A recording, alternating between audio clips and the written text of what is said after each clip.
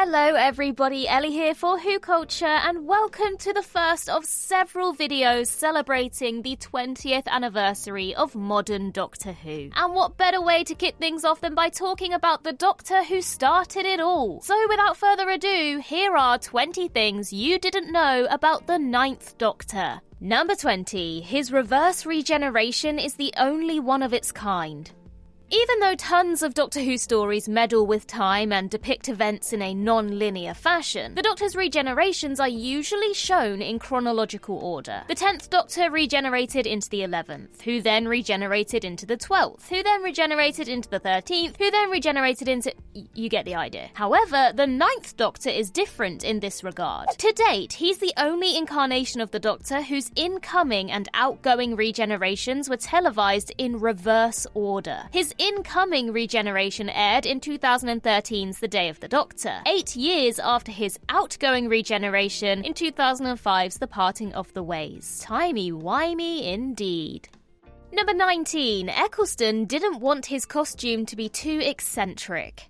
Sporting a simple leather jacket and dark top, the 9th Doctor's outfit is a much more toned-down look compared to the costumes worn by his past and future incarnations. There are no scarves, no bow ties, no long coats, braces, or umbrellas in sight, and not a single stick of celery. In fact, the flamboyancy level is pretty much zero, and this decision to go with a more grounded and accessible Doctor was undoubtedly the right one for the show's modern reboot. It's also something that Christopher Eccleston supported and pushed for, with the actor stating that he didn't want his costume to dominate his performance, and that he wanted any, quote, flamboyance and colour to stem purely from his acting. He added, quote, "I think it's quite a big performance already, so I think if I was wearing a big costume as well, I'd need a circus tent. So that'll be a no for the Technicolor coat then, eh Chris?"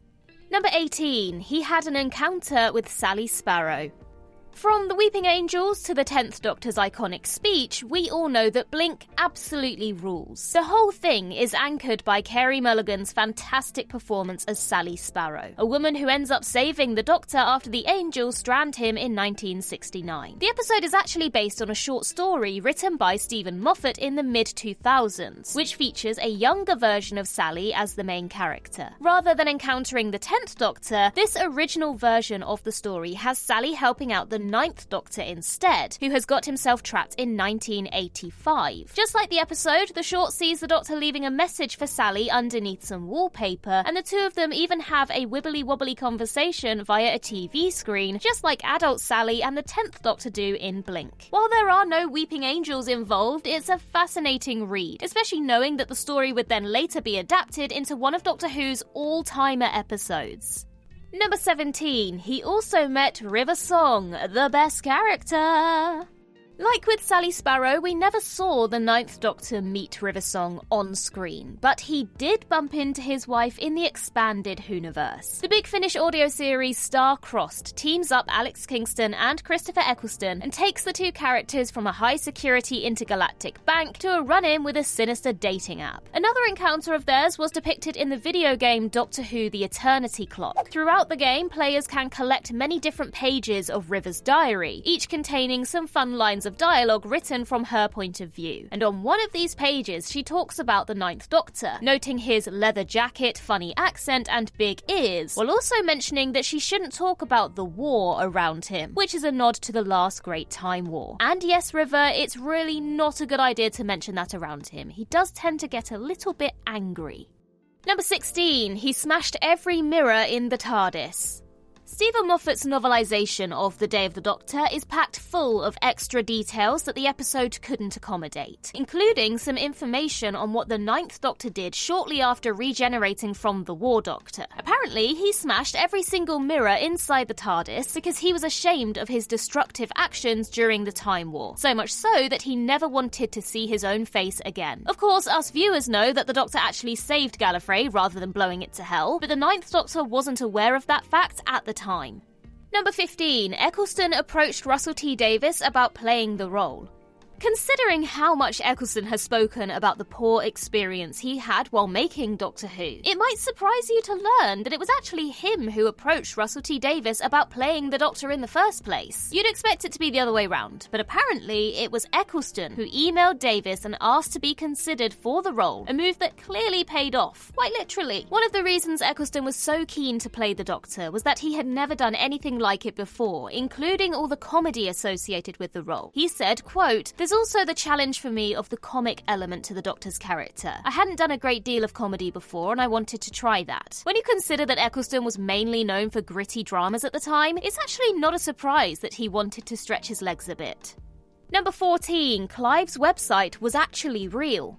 In the Ninth Doctor's first episode, Rose meets a man called Clive to discuss the Doctor, or more specifically, to discuss the question, Doctor Who. We're shown that Clive has created a website called whoisdoctorwho.co.uk, which contains a huge picture of the Ninth Doctor and a request for people to contact Clive if they have any information about him, which of course Rose does. This site wasn't just created for the show though, it was actually created in real life too, and was still live as of the early 2020s, though today it redirects to the official Doctor Who website. The site was written from an in-universe perspective and contained pictures of the Doctor along with stories of confirmed sightings. So if you'd ever seen a strange man running in and out of a phone box, you'd have somewhere to share your story. Number 13, Richard E. Grant was the original Ninth Doctor.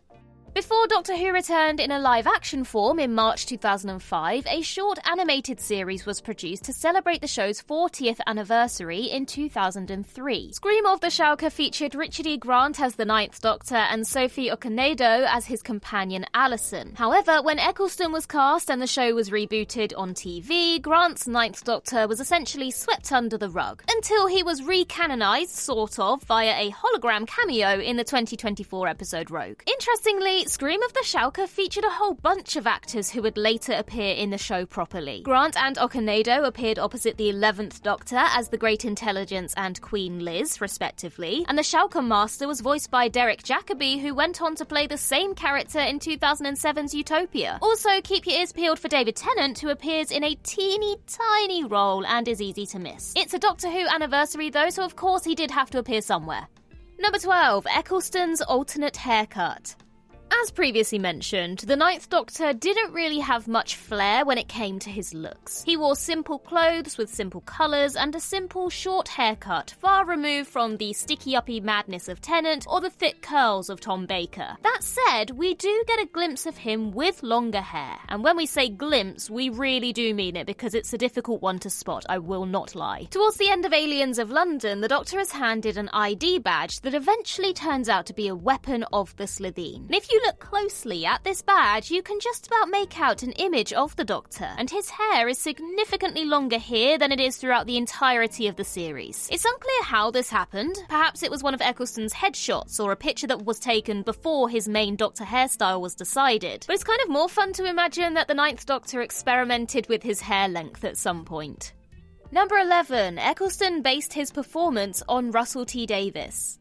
Actors can find inspiration in the unlikeliest of places, and that definitely holds true for Eccleston's portrayal of the Ninth Doctor. In 2019, the actor revealed that he based his performance as the Time Lord on none other than Russell T Davies, Doctor Who's showrunner from 2005 to 2010, and again from 2023 to the present day. On top of responding well to Davies' writing, Eccleston said that he took the inner pace of the Ninth Doctor from Davies, and he also found it interesting how the writer and the character both had an affinity for leather jackets, saying, quote, "I based my Doctor on Russell T Davies. He said the Doctor wears a leather jacket, and I remember thinking, Russell, you wear a leather jacket." Well, you heard it here first, folks. Russell T Davies is a forgotten incarnation of the Doctor. Number 10, Martin Clunes was considered for the role. It's fairly common knowledge that Hugh Grant was considered for the role of the Ninth Doctor before Eccleston was cast. But someone else who was also quite high on Russell T Davies' list was British TV star Martin Clunes. In Doctor Who magazine issue 551, Davies and Stephen Moffat discussed the casting process of the Ninth Doctor. And during this conversation, Moffat recalls that Clunes was being strongly considered at one stage. While he's most famous for shows like Men Behaving Badly and Doc Martin, Clunes actually appeared in Doctor Doctor Who way back in 1983, his first major TV gig in the 5th Doctor serial Snake Dance, with some very questionable earrings. Number 9. He once wore a Raxacoricofallapatorian bodysuit.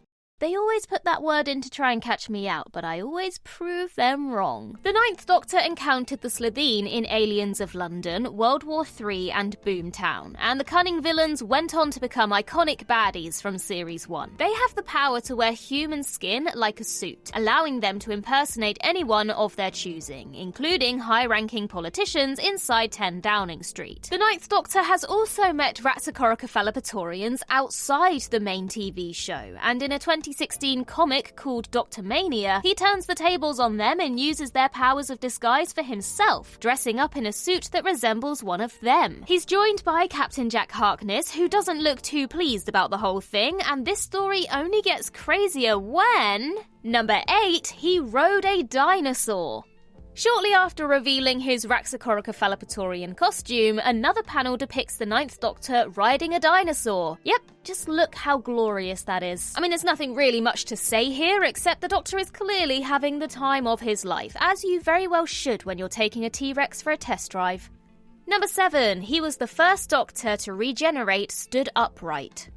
As well as being the only Doctor to have his regenerations broadcast in reverse order, the 9th Doctor was also the first Doctor to regenerate while stood in an upright position, something that became the norm from here on out. Doctors 1 through 7 all regenerated while either lying down, or in the case of the 2nd Doctor, while spinning around in circles and flying into an abyss, or something like that. And he also regenerated while sat down in the 2024 re-edit of the War Games, so he still wasn't stood up even then. The War Doctor and the 8th Doctor did also regenerate while stood up, but these weren't broadcast until after the 9th Doctor's regeneration in 2005. The War Doctor's was seen in 2013's The Day of the Doctor, while 8's was seen in the short episode The Night of the Doctor, also in 2013. He doesn't often get credited for this, but the 9th Doctor's regeneration kick-started a trend that saw the 10th, 11th, 12th and 13th Doctors burst into golden flames while standing tall, making this the new norm for regenerations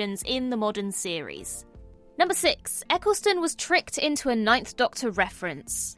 Post-Doctor Who, Eccleston played the role of Claude Rains in the popular sci-fi series Heroes, whose showrunners were big fans of the Whoniverse. In his memoir, I Love the Bones of You, My Father and the Making of Me, Eccleston states that the writers and executives of Heroes wanted him to dress in a similar way to Tom Baker's 4th Doctor, requesting that he wear a scarf. Not wanting to be so blatantly self-referential, Eccleston refused, but the writers did get him to make a nod to Doctor Who when they put the word fantastic in the script for one of his episodes, something that Eccleston failed to register, saying, quote, "They inserted the line fantastic into the script. I didn't realise until too late that it was a trope from Doctor Who. Those sneaky showrunners." Number 5. Stephen Moffat released a 9th Doctor scene from The Day of the Doctor.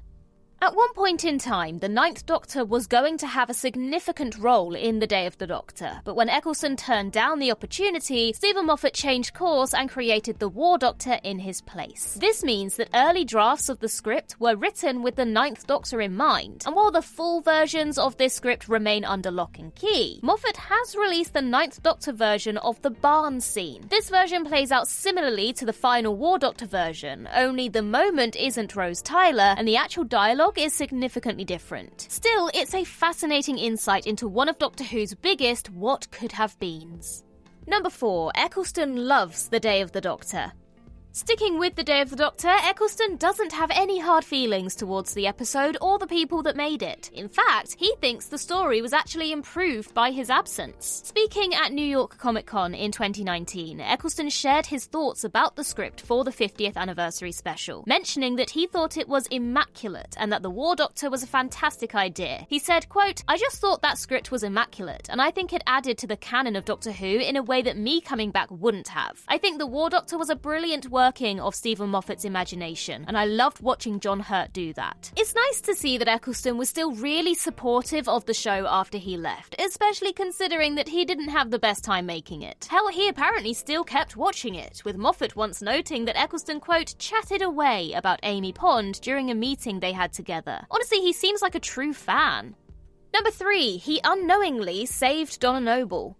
Donna Noble didn't become a regular companion until 2008, although she did have an earlier adventure with the 10th Doctor in the 2006 Christmas special. But unbeknownst to her, and unbeknownst to the Doctor, their connection goes back even further than that. During the episode Rose, an army of Autons wreaks havoc throughout downtown London, terrifying Jackie Tyler and murdering good old Clive. As revealed in Russell T Davies's novelization of the episode, Donna can hear the commotion caused by this Auton attack from the safety of her Chiswick home, with the book mentioning that she's annoyed by the noise. However, she then nods off and sleeps through the whole thing. Classic Donna. If the 9th Doctor hadn't stopped the Auton threat, they probably would have reached Donna quite quickly, given her proximity to the incident. In other words, the 9th Doctor saved his future companion in his very first episode.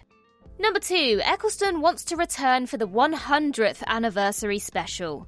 With Eccleston finally returning to Doctor Who for some Big Finish audio dramas, the question now turns to whether or not we'll ever see him in the TV show again. Eccleston has actually talked about returning for a Doctor Who anniversary at some point in the future, and what's more, he even has a specific one in mind, the 100th, which will happen in 2063. At that point, Eccleston will be 99 years old, but in 2013 he did state, semi-jokingly of course, that he would return for the 100th anniversary with his Sonic and his stair lift in tow. It's absolutely ages away yet, but if there's one thing we can say for sure about the 100th anniversary, it's that David Tennant will probably be in it as well.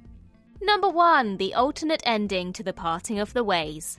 While Russell T Davies obviously knew that Eccleston would be leaving after his first series, he wanted the Doctor's regeneration to be a surprise for the general public, and so an alternate ending to The Parting of the Ways was devised. Far from being merely conceptual, this alternate ending was actually written and filmed. In this version, the TARDIS scans Rose and the message "Lifeform dying" is displayed on the TARDIS scanner. The intent was to make people believe that Rose was about to die, not the 9th Doctor. This alternate ending was intended to be shown to the press during preview screenings, but when Eccleston's departure was prematurely unveiled by the BBC themselves, this plan was scrapped because the cat was already out the bag. A surprise regeneration would certainly be a thrilling way to end a series, and who knows, maybe it's an idea that Russell T Davies will revisit in the near future. And there you have it, 20 things you hopefully didn't know about the 9th Doctor. Let me know in the comments down below your favourite 9th Doctor episode, and remember to keep your eyes peeled on the channel for all the celebratory content we will have for the 20th anniversary of New Who. In the meantime, I've been Ellie for Who Culture, and in the words of River Song herself, goodbye, sweeties.